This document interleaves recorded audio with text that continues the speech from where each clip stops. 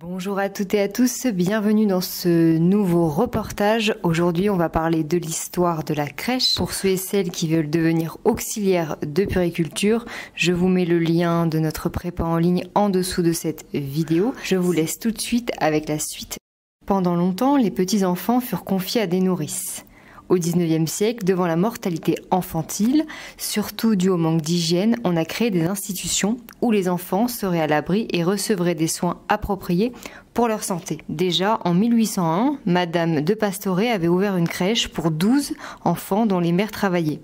L'œuvre ne dura pas, on garda ces enfants jusqu'à les mettre en apprentissage sans en reprendre d'autres. Ensuite, en 1844, Félicien Marbeau, adjoint au maire du 1er arrondissement de Paris, crée la première crèche. Il veut combler le vide qu'il y a entre les soins donnés aux mères après la naissance des enfants et les salles d'asile qui, à cette époque, accueillent les enfants à partir de 3 ans. Elles sont destinées essentiellement aux enfants d'ouvriers. Elles évitent à la mère d'abandonner son travail ou de confier son enfant à une nourrice ou à une grande sœur. Les crèches sont aussi créées contre les infanticides et les avortements. Elles ont pour but de lutter contre le rachitisme. Cette organisation est contestée, comme le furent les salles d'asile, sous prétexte que cela sépare l'enfant de la mère et que les regroupements des enfants est dangereux. Les créateurs pensent qu'il faut aussi entourer l'enfant de l'affection qu'il n'a pas en nourrice, exercer sur sa mère et sur lui une influence bienfaisante. Par l'enfant, on atteint donc la mère, à qui on donne des conseils et une aide matérielle. L'aménagement des crèches se réfère au milieu hospitalier, notamment au niveau architectural.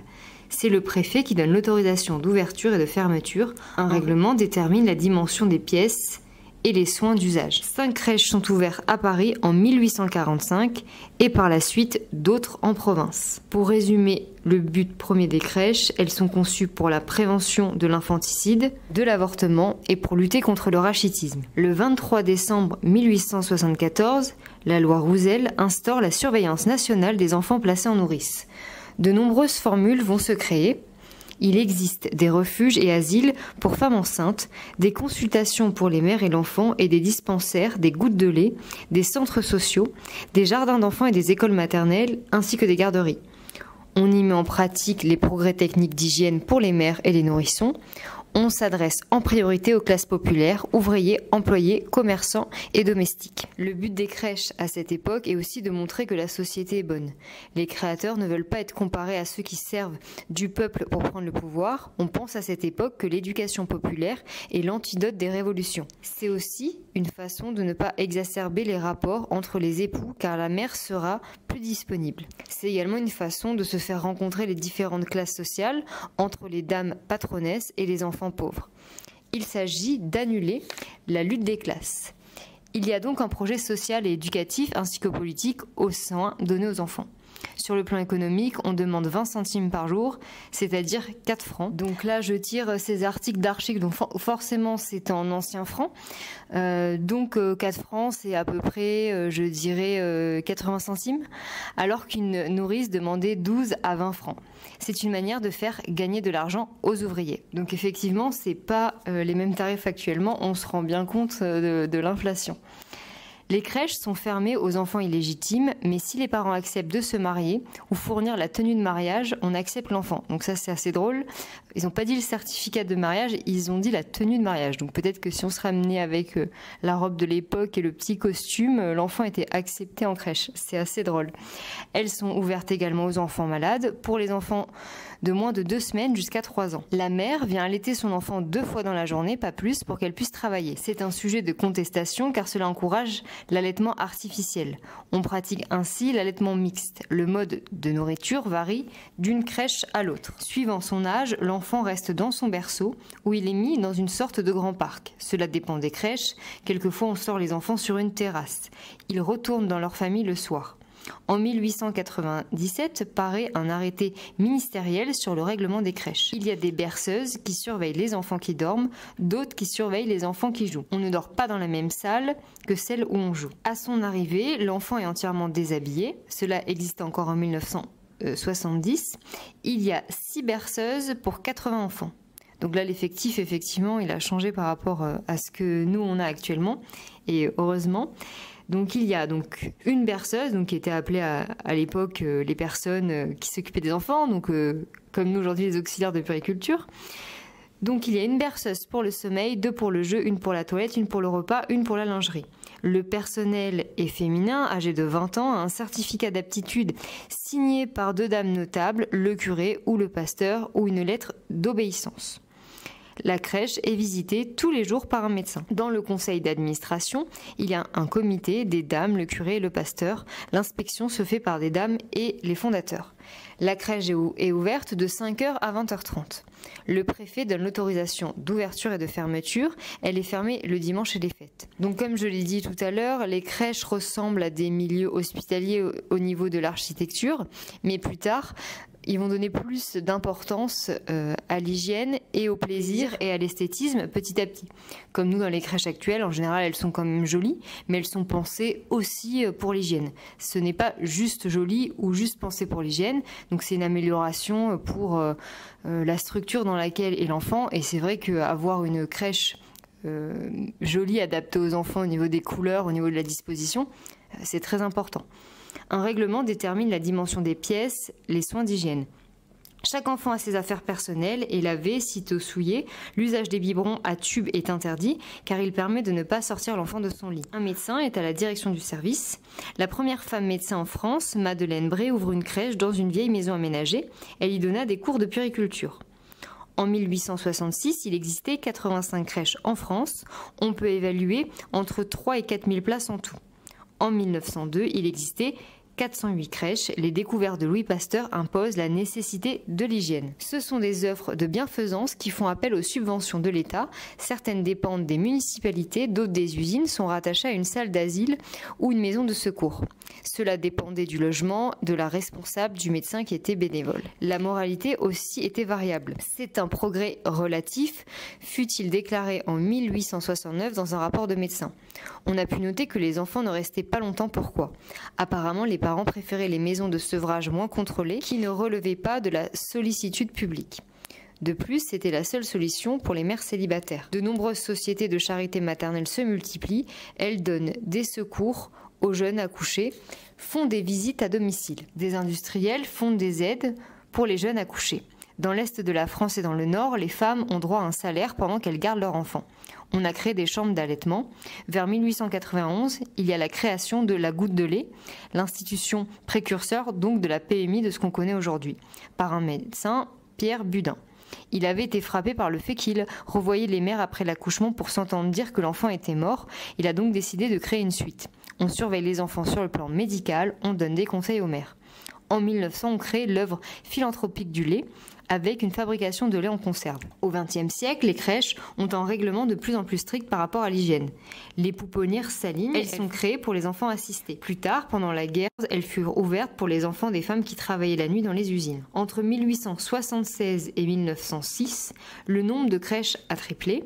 À partir de 1877, on commence à créer des petites crèches plus nombreuses et plus disséminées. On désire que les crèches soient des écoles pour les mères. En 1936, on compte 544 crèches en France. Elles prennent alors une place très positive. Les médecins s'y intéressent de plus en plus.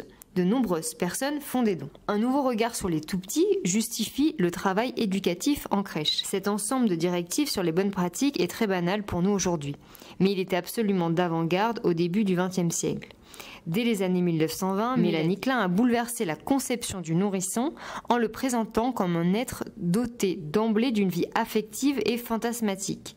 Dans les années 1940, Anna Freud a observé les conséquences des séparations et des traumatismes de la guerre sur les bébés. Un peu plus tard, René Spitz a réalisé à son tour une série d'observations dont il fait part dans ses écrits. Dans les années 1950, de nouvelles théories ont influencé les pratiques en crèche, comme la connaissance psychanalytique de l'enfant dès son plus jeune âge. John Bowlby a montré que le besoin d'attachement est inné et primaire chez l'homme, et cette idée contribue à la prise de conscience de l'importance pour les bébés des conditions environnementales.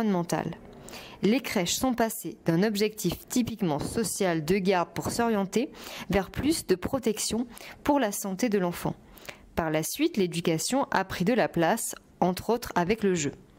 Déjà en 1890, comme pour les écoles maternelles, on y parle de plaisir des enfants. Ce sont surtout les médecins qui préconisent l'apport des jouets dans les crèches. Certaines psychologues également ont publié des découvertes pour caractériser les bébés, notamment par rapport à la souffrance et à la globalité des soins. Ce ne sont pas des tubes digestifs. L'approche psychosomatique du petit, c'est précisé. Ces maladies peuvent avoir une origine psychologique. On conseille de traiter l'enfant avec la plus grande douceur possible, de le laisser dormir et jouer en prenant garde à sa sécurité et celle des autres. On doit même être attentif à ce que nous appelons aujourd'hui la sociabilisation des enfants. On fait attention à placer les enfants à côté de ceux avec qui ils s'accordent le mieux. Alors ça, je trouve ça assez drôle. Je trouve ça même très touchant. Les pratiques dans les hôpitaux et dans les institutions accueillant de jeunes enfants se modifient à partir de ces théories dans lesquelles l'enfant est pris en considération dans son développement propre en entraînant les transformations et des progrès dans l'accueil de la petite enfance que l'on observe à la fin des années 1960. Les pratiques d'hygiène ne priment plus autant sur la perception de l'enfant. On commence à porter davantage attention aux besoins des jeunes enfants et à s'engager petit à petit vers une meilleure compréhension de leur comportement. Mais à cette époque, il y a encore du travail à faire pour faire passer l'éducation du tout petit. L'histoire de la profession peut aussi s'interpréter à la lumière de l'histoire des femmes et de la maternité en France. Yvonne Kniebeller a montré quelles transformations importantes de la société française ont entraîné une nouvelle condition féminine et de nouvelles attentes des femmes et des familles au regard des modes de garde.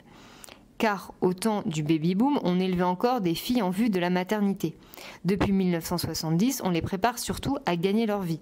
C'est un changement radical, la maternité n'est plus au centre de l'identité féminine. Est-ce à dire que l'enfant compte moins aux yeux de la mère? La réponse est non. Au contraire, il compte de plus en plus. Ce paradoxe indique pourquoi la jeune femme a besoin d'aide. Il faut qu'elle construise sa vie, coincée entre deux mythes, celui de l'enfant roi, celui de la superwoman. Travailler reste culpabilisant pour la mère, il existe une certaine méfiance à l'égard de la socialisation collective que représentent les crèches ou autres modes de garde. Dans les années 1970, une autre évolution s'est produite en matière de connaissance des jeunes enfants. On s'intéresse de plus en plus aux enfants de moins de 3 ans. Ce mouvement d'idées a pénétré de nombreuses institutions et s'est concrétisé dans ce que l'on appellera l'opération pouponnière et que nous prenons ici pour exemple. Car ce travail de longue haleine, étendu sur 20 ans, montre bien la dynamique nécessaire pour que des idées, en l'occurrence celle du respect de l'enfant, trouvent leur expression dans les pratiques. Il est aussi le reflet de l'implication volontaire et concomitante de différents partenaires. Le ministère, les responsables administratifs départementaux, des médecins, des psychologues, des gens de terrain, professionnels de la petite enfance, de la prévention et de la protection de l'enfance. C'est par un enrichissement mutuel entre tous qu'on puisse améliorer l'accueil des tout-petits et la prise en compte de leurs parents dans une fonction préventive. En 1980, grâce à des personnes comme Janine Lévy et Daniel Rapoport qui ont mené une recherche-action à la pouponnière Saint-Vincent, grâce à plusieurs professionnels, une opération de pouponnière a pu être effectuée qui a fait le constat de la persistance de graves carences affectives dans la plupart des pouponnières en France. D'autres figures et théories traversent le secteur de la petite enfance et influent sur les pratiques. Dr Winnicott parle de la mère suffisamment bonne et de l'espace transitionnel entre la mère et l'environnement d'accueil. Françoise Dolto vulgarise ses découvertes. Tout est langage montre la fonction symbolique du langage et de l'importance du parler vrai. D'ailleurs, j'ai une anecdote à raconter par rapport à un reportage que j'ai vu dans des archives par rapport à Françoise Dolto. Elle donnait des consultations dans un environnement qu'elle avait créé pour les mères qui venaient avec leur enfant.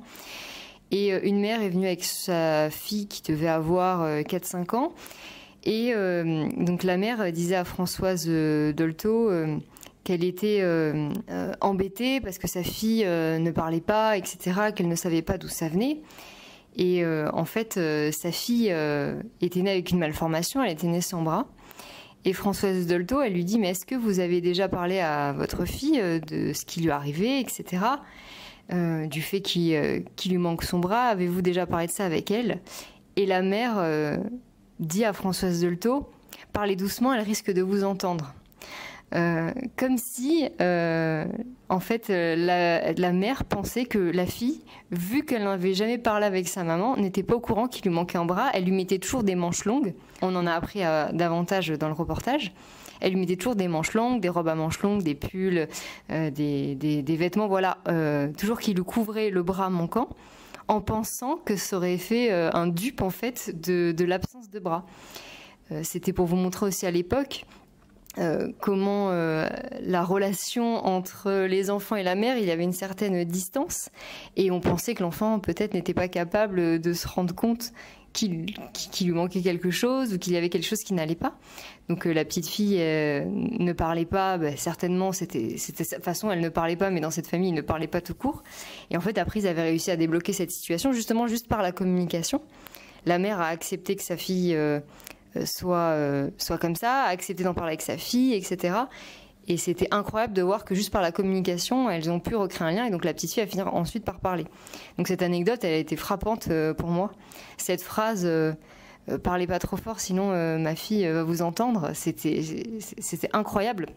Où on en était à l'époque par rapport en tout cas à la communication avec les enfants. Et pour finir, le docteur Brazelton confirme la vision du bébé en mettant en lumière les compétences du nouveau-né. Donc tous ces travaux ont permis de voir à quel point les enfants étaient intelligents, avaient des compétences, et pour valoriser les êtres qu'ils sont par leur sensibilité et puis leur capacité à tout comprendre dès le début.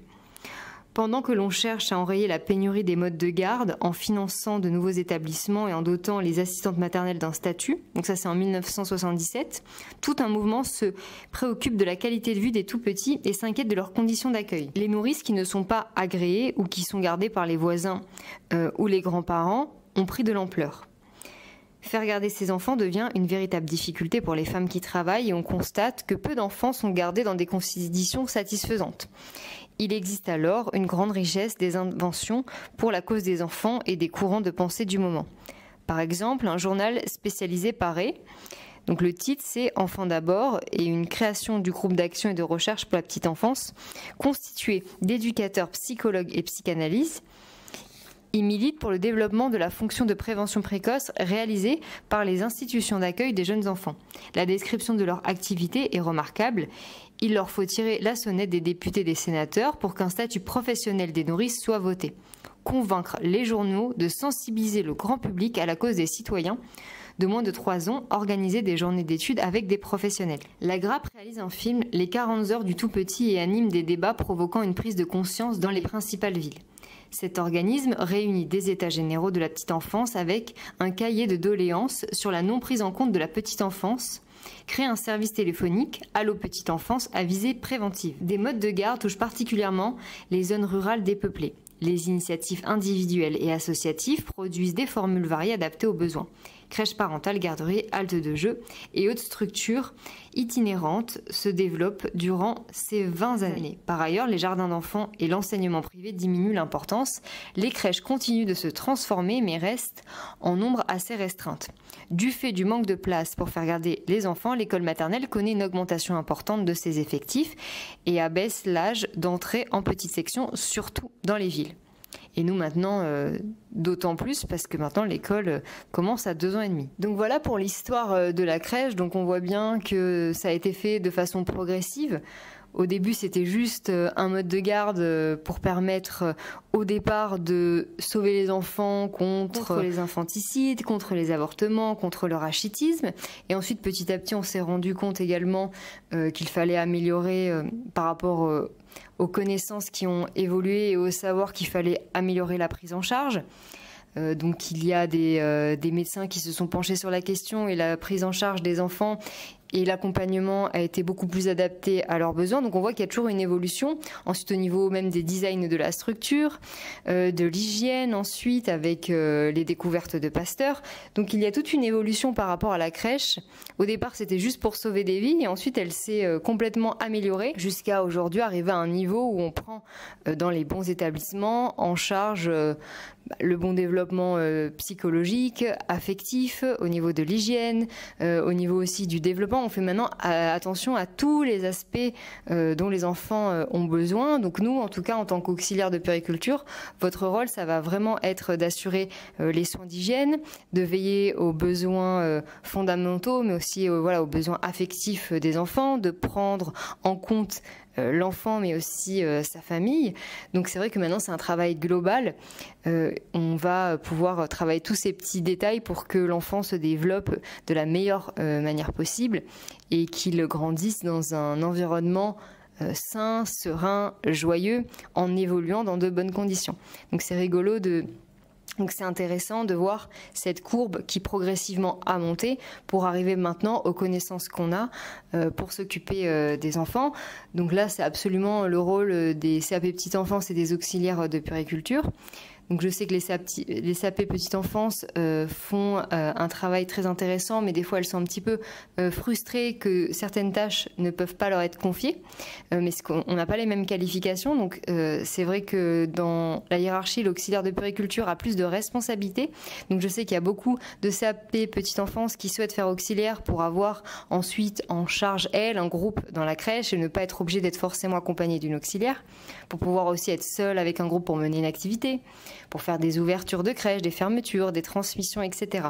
Donc c'est vrai que nous, notre rôle d'auxiliaire de puériculture est essentiel, a une très grande importance en crèche.